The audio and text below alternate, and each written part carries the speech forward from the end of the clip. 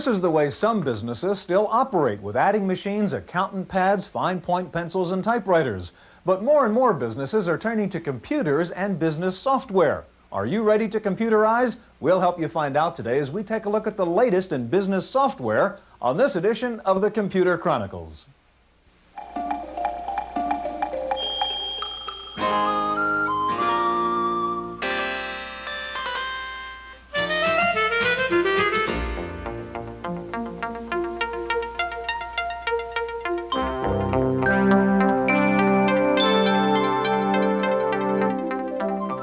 The Computer Chronicles is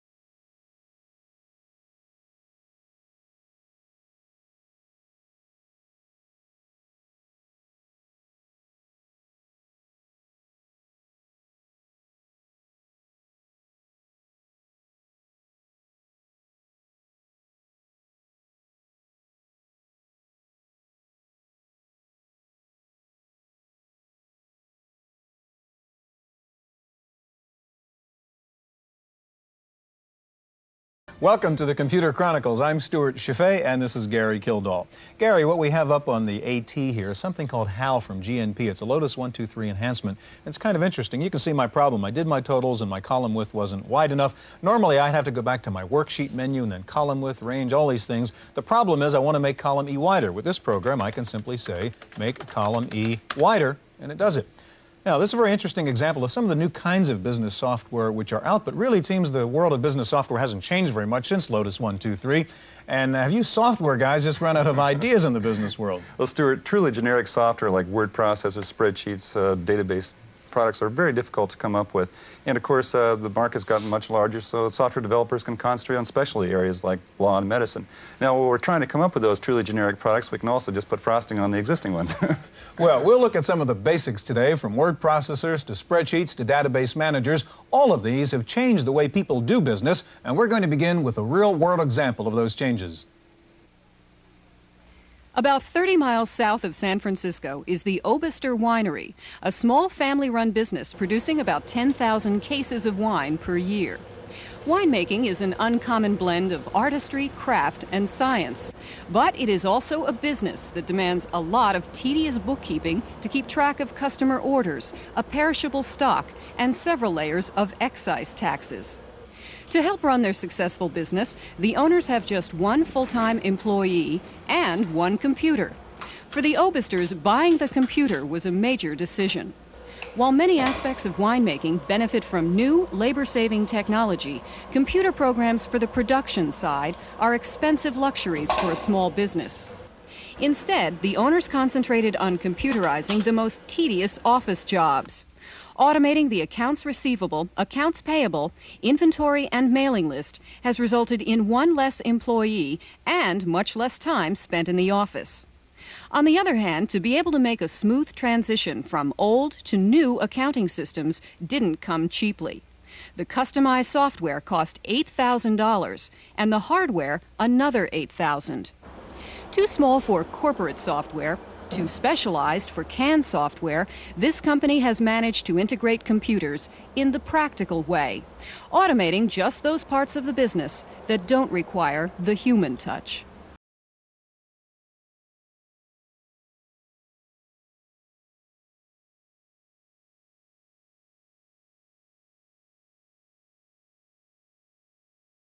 Louis Levin, Product Manager for WordStar 2000 at MicroPro, and Dr. Alan Ashton, Co-Founder and Vice President of Satellite Software, makers of WordPerfect. Gary? Alan, WordPerfect is a relative newcomer compared to WordStar. What features really make it great? We've had really good success with WordPerfect 4.0, and this last month we've come out with a new version 4.1, where we've added to our automatic table of contents and automatic index generation, and to the math and to the columns capability and dictionary capability some new exciting features. For instance, there is a thesaurus that's been added. You can automatically press a key on a word and look up the meanings for that word. There's the capability of going up to a shell environment and getting down into a calculator, or getting into a math plan, which is a spreadsheet product, bringing in a graph right into WordPerfect, doing automatic line drawing, and a number of other exciting features that we have. Okay, we'll get a chance to see those in a few minutes. Louis, WordStar has been with us for some time. What's new with WordStar? Well, WordStar is going strong for its community of technically oriented users. I'd like to tell you about Release 2 of WordStar 2000, which is really designed for a corporate and professional office environment and has features that adapt it for that kind of environment, including DCA conversion, and what I'm going to show you right now, a way of incorporating Lotus spreadsheets directly without any kind of conversion. I just use the block insert command like I would for a text file, and what I'll see are the ranges of the spreadsheet that I can pick. And I don't need to read in the whole spreadsheet. I probably don't want the whole spreadsheet. I've picked a specific range. When we look at the document, we'll see that. There we are. So you just pulled up a WKS file. I pulled up a raw WKS file, and one thing I'm going to do is pull up a list of some of the features. And since I don't have to type that, I'll just point to the file, features.2, and we'll put that in. And this will be a list of some of the new capabilities in the product. And they are? Well, in reverse order. They are improved performance. We've made the product faster, footnotes at the bottom of the page, a document history screen which serves as an audit trail for a document, newspaper-style columns to print things in multiple columns. And so it also looks like a feature for doing some sorting here, too. That's right. I'm just going to sort those, and now I've put them in the correct order. There's some other capabilities that make the product more convenient, like a quicker installation, simplified installation, and really outstanding support for laser printing. Lewis, you can exit from WordStar, and we'll turn the keyboard over to Alan. Let him get started.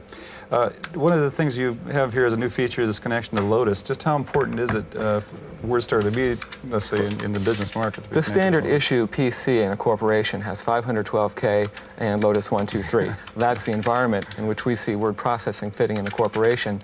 Many managers and analysts are users of word processors, not just secretaries and administrative people. Now, so the whole idea then is to make this an integrated approach to... An integrated approach because of the way it fits in with the natural pattern of work that people in corporations have shown us. Alan, looks like you've got this thing up and rolling here. What are you up to? I'm showing the spell utility. In this case, it finds the first word that's misspelled, which is spelling, and then gives suggested spelling. Notice that if the L were a W instead, it would be spewing. In this case, it should be spelling, so I type the A and it automatically replaces the word and changes to the correct spelling. It also gives a word count of the number of words in the document. It's very nice for writers. In this... what about your thesaurus? The thesaurus, let me show you the thesaurus. If I look for the word simply, that's down at the bottom here, and go into thesaurus, we can automatically look up meanings for the word simple. Notice that they're categorized in different meanings. It might be easy or elementary or modest or plain. So there's a great deal of work that's been put in. If I want to look up further words on innocent, if I hit just the I, then it shows me innocent. If I want to look up pure, I look up... So you can keep on going deeper into that thesaurus. That's right. And how many words basically are you dealing with in this thesaurus? We're dealing with maybe 100,000 by the time you get all of the words that you can link together and the associations that you can make. I've just substituted easy for simply. Now we can just rewrite the text on the screen. We also have the capability of multiple columns on screen, so that you can be editing in one column and not affect the side-by-side columns. Now, one of the things also that you have with you is an example of the, say, laser printer output from WordStar and from WordPerfect. The real glory of laser printing is the ability to change fonts throughout the document.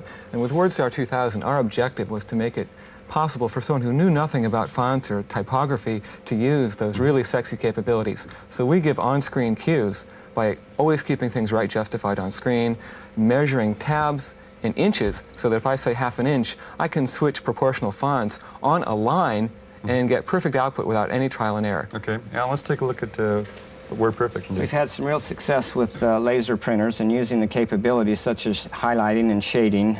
This shows the automatic table of contents and outlining that we have. And also line draw. We can bring in a spreadsheet example from Lotus and do the conversion as well, and then automatically have the graph imported into WordPerfect and then print the graph Looks like out. you also can handle formulas and special characters and that sort. That's right. Gentlemen, thank you very much for that brief introduction. We're going to turn from word processors to the newest in spreadsheets. Matter of fact, it's so new they don't like to call it a spreadsheet, so stay with us.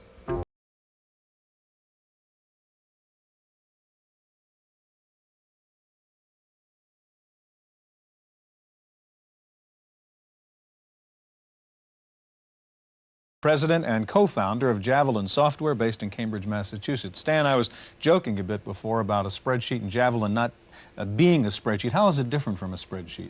Well, Javelin is quite simply the best business analysis software available.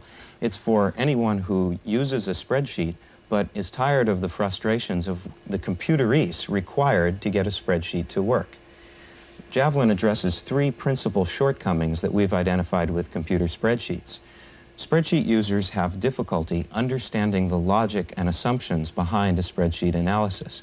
A number may pop out on the screen, say 467.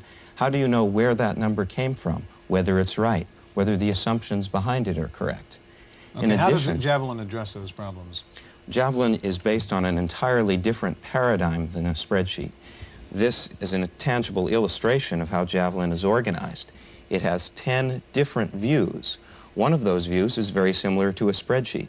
But more importantly than that, these other views allow you to look behind a spreadsheet analysis and ask the question, where did that number come from? Are the assumptions correct? Did the analyst use the correct logic in forming the analysis? Okay, could you show us on the program then? Sure. On the screen you see here a model I built earlier today. It's for DeSoto Automobile Company. I've shown a projection in the lower window of DeSoto's operating income. This is a graph. And in the upper window, I've shown one of Javelin's 10 views, the diagram view. If I present to you these operating income projections, you may very well ask, is that correct? Can I really have confidence in that result? If you ask that question, I'll refer you to this diagram here that will show DeSoto operating income is derived from total sales and total costs, at least according to my model. If you have faith in those assumptions, then you may ask to see what were the total sales, or what were the total costs. Now that you can also go back now, can you discover what the basis of total sales were? Yes, you may. In this case, if we want to see total sales, we can see the total sales is composed of car sales and truck sales. Now seeing the car sales data here, you may very well ask me if this is really valid. You may think that the growth rate is going to be somewhat slower. So using only the cursor keys, you can adjust this data and see what effect that will have on operating income. Propagate that down to the final result. Yes, it does. Up here you can see something that no spreadsheet can show you, where total sales was derived from and where in the model it's used. This allows you to communicate much more effectively to others how your analysis was done and whether the assumptions are correct. Next thing I'd like to show you is the ability to change the data using what we call a quick graph. Here is a graphic representation of car sales as entered. If this looks like an unrealistic projection, we can use the arrow keys to adjust this. And then, as soon as we make those adjustments, you can see they're reflected here and in all of the other 10 views in Javelin. Here are the 10 views. The worksheet view allows us to show, for example, DeSoto income by month. And here it is. If I synchronize the graph to it, as I select, for example, truck sales appears in the graph below. Here's total sales. And here's car costs. Okay. Finally, if I want to... Stan, we're going to have to move along. That is very impressive. One of the most difficult problems business users have is what kind of software to buy. So we went out and asked a business computer consultant, and Wendy Woods got the report. There are thousands of business software products on the market and no end of reviews in magazines vying to tell you which ones are the best. For the average executive, this translates into a nightmare. Enter a new kind of doctor, the consultant. Charles Bornheim spent 18 years in the data processing field and has watched people make a lot of mistakes. There's lots of pitfalls. I mean, it's a very complicated process. There's lots of details to be aware of, and there's many places to go wrong. Spend money, waste money, lose money, etc. Some people do it themselves and they do just fine, but that's a minority of people. Good consultants provide the technical, business, and even programming knowledge data processing executives need to make the right choices about software and hardware. Consulting is a booming field, and because it's growing so fast and unregulated, executives must also choose their consultants with care. There's a number of people who aren't consultants at all, who are calling themselves consultants, and in general the public is not able to discern the real consultants from the imposters. Some of the imposters, says Bornheim, include salesmen out to make commissions, or people new to the business out to make a fast buck. In terms of advice about choosing a consultant, Chick Bornheim recommends that you get references, especially about a consultant's jobs that were similar to yours. Or call the Independent Computer Consultants Association at 1-800-GET-ICCA. It could be your guide through the jungle. For the Computer Chronicles, I'm Wendy.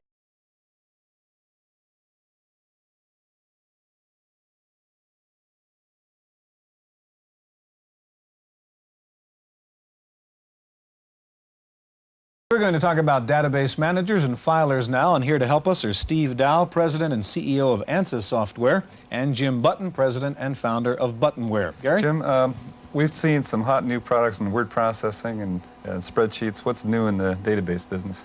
Well, with our new product, PC File R, a relational database, we've integrated a word processor and a mail merge capability, and that's the main feature of the new product. Okay. Steve, you have a product called Paradox. What's new with Paradox? Can you show us what's going on there? Sure. In fact, we can even do it perhaps easiest with the demo. Let's do it. A couple things that we've tried to do is to make it as familiar as possible for people to use, and that's why we've gone to the Lotus-style menu, so it's very easy to navigate through. And I think we'll go in immediately and talk about asking questions or querying your data. And it's very easy. You select Ask. And what we've done is made an enhancement on IBM's Query by Example. And we can bring up a query form, and you use this query form to specify what it is you're interested in. What kind of database is this we're working with, Steve? Any kind of database is to some people maybe a customer list, to other people, I mean, an airline reservation system is a very complex database, so it really depends on what you want, but it's broad enough to be used by literally anyone. And we can literally check off the columns of information that we want to see, hit a key to ask for the answer to our query, and we've gotten an answer, which is we just want to see the first 3 columns. But people never get it quite right the first time, so we make it very easy to go back up and say, for example, say I want to specify only those orders that are greater than 20. And again, it's very quick. You can change your mind. And to show you that it's relational, we can go back and say I want a query form, say for our clients list, because I want to see the address of these people. And it's another query form. This is a very large 13,000 record table. And all we do is tell Paradox that to give it an example of a name connected into the column that has the same information in the other table, and without specifying exactly how to go about doing it, Paradox figures that for you, and in about 4 or 5 seconds brings you back an answer and tells you what city they're in. Okay. Now, Steve, if you could Sure. quit the program, we'll turn the keyboard over to Jim to start his up.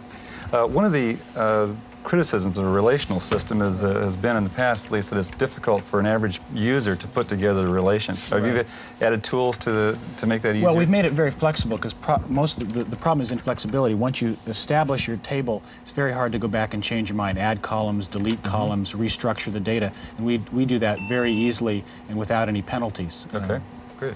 Jim, you've got PC File R up here. Tell us what this does and what's new about it. Well, I'll show you, just to have time to show you the new feature, one of the new features of PC File R, which is the integrated letter writing capability.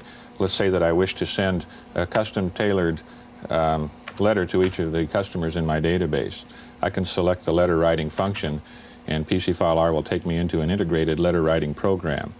Now, in this letter that's on the screen, I've written a small letter to a customer.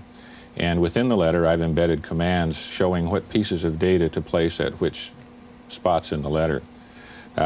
Upon completion of the written letter, I can then go back into PC File R and create the letter on my printer. Okay, and the information that's actually included in the letter then has been brought up as part of the request? Yes, I can pull selected records, selecting on up to 10 different search criteria for determining which customers in the database to send the letter to.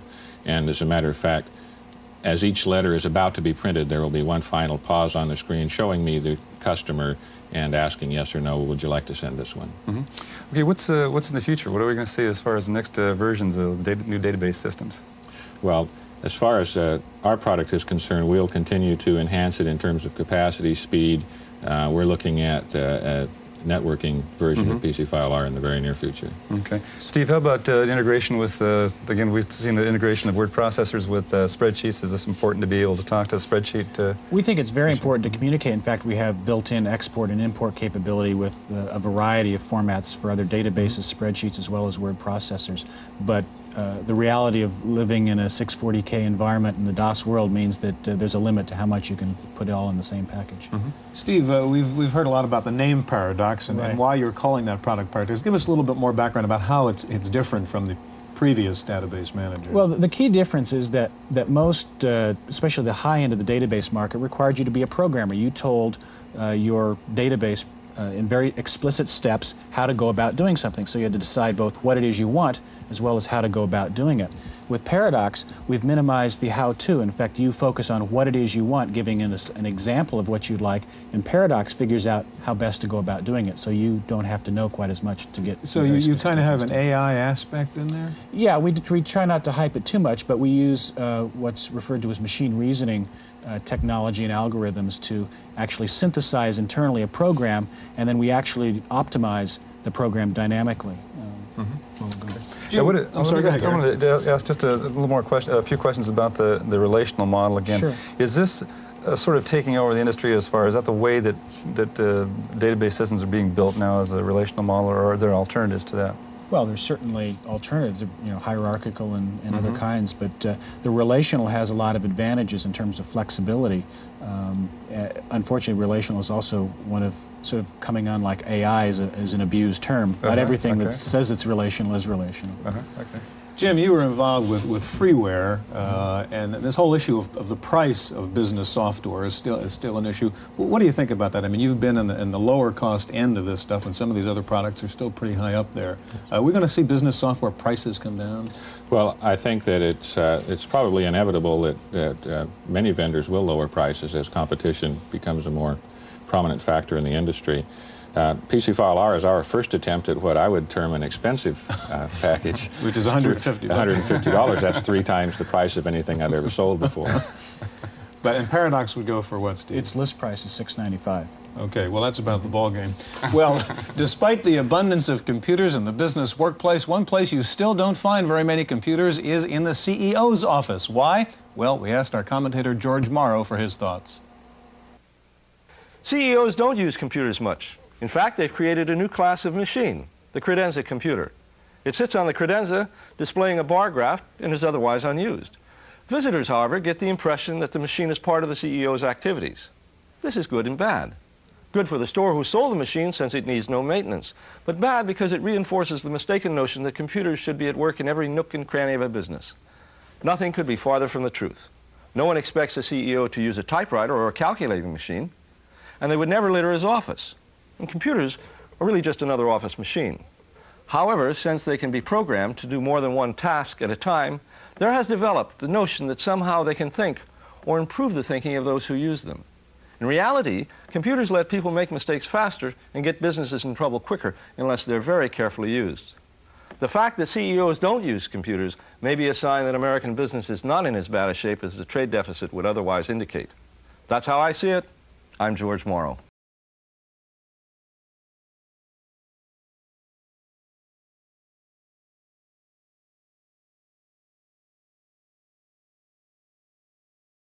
Kodak has announced a new floppy disk drive with the capacity of a hard disk. Kodak's new drive is a 5¼ drive with the floppy disk encased in a plastic cartridge. The floppy has a capacity of 10 megabytes of formatted storage. Kodak is also introducing a 5 megabyte drive using standard floppies made by its subsidiary Verbatim. IBM has announced a freeze on new U.S. dealerships. Analysts said the move was designed to stem price cutting on IBM computers and to impede the growth of the gray market in PCs. There are now about 2,500 IBM dealerships in the country. Tandy has announced the newest in its line of MS-DOS computers, the Tandy 3000, an AT clone. Tandy says its AT will sell for under $4,000. The IBM AT goes for about $6,000. Tandy also says its Model 3000 will be faster than the AT and will come standard with a 20 megabyte hard drive. Lots of new product announcements this past week at Comdex, the annual computer show in Las Vegas. There were fewer exhibitors this year than last, but still more than 80,000 people turned up for the show. The biggest booth belonged to IBM. The biggest no-show was Lotus. In our legislative update file, a House subcommittee has reported out a new computer security bill aimed at adding existing wiretap protections to data transmissions, and two versions of a government computer security bill have moved out of committee to the House floor. Those bills seek to provide federal agency authorization to protect the security of the government's computer files. The Internal Revenue Service says it's ready for the new tax season. The IRS has added 20 new computers, rewritten its software, and retrained its personnel in an effort to avoid the computer fiasco of this past year. Another move by the IRS may be the biggest shot in the arm yet to the lap portable market. The IRS says it will soon buy $36 million worth of lap portables for its field auditors. No decision on which portables the IRS will buy. Time for this week's software pick, and here's our reviewer, Paul Schindler. You know, some people are going to use one of these to look for Halley's Comet, but the rest of us are just going to have to try to peer into the sky for the big celestial event of 1986. If you want to see it early, though, it helps to have a sky chart. But sky charts have a problem. They really only show you roughly where celestial bodies are in the sky. Wouldn't it be nice if there was some way to obtain a sky chart that showed just what the sky looked like above your house? Well, as you've probably guessed, I know how to get a chart like that by using a package called PC Planetarium. Now, first it asks you for your latitude and longitude. If you don't know them, it draws a globe and asks you to point to your location. Note that the screen is colorful and the instructions are simple and easy to follow. When you complete a task, PC Planetarium says thank you, an often overlooked but pleasant touch. Then it asks for the time and date of your sky chart and what time zone you're in. Obviously ready for 1986, the program points out Halley's Comet as well as other celestial bodies and constellations. PC Planetarium is slow as the dickens. Takes 15 minutes to draw a screen and 20 minutes to print it. But heck, how often do you need a sky chart? PC Planetarium is $52 from Light Software in San Francisco. For the Computer Chronicles, I'm Paul Schindler. Dragon Systems of Massachusetts says it has developed a new software program that significantly enhances the ability of existing speech recognition programs. Dragon says its new system can recognize 2,000 words at a speed of 25 words per minute. Dragon developers say that essentially would allow someone to dictate correspondence directly to a computer. While President Reagan was talking to Mr. Gorbachev in Geneva last week, some computer hackers were holding their own summit online. Joel Schatz of Berkeley conducted the first ever computer conference with a fellow hacker in Moscow. The online conference was initiated by ARC Communications using a computer network based at the New Jersey Institute of Technology. Finally, a new software program does for computers what Dr. Ruth does for television. It gives you sex advice on your PC. The program tests you, then gives you an analysis of your sexual attitudes and your likely compatibility with a particular partner. The program is called Intracourse. That's it for this week's Chronicles. We'll see you next time. The Computer Chronicles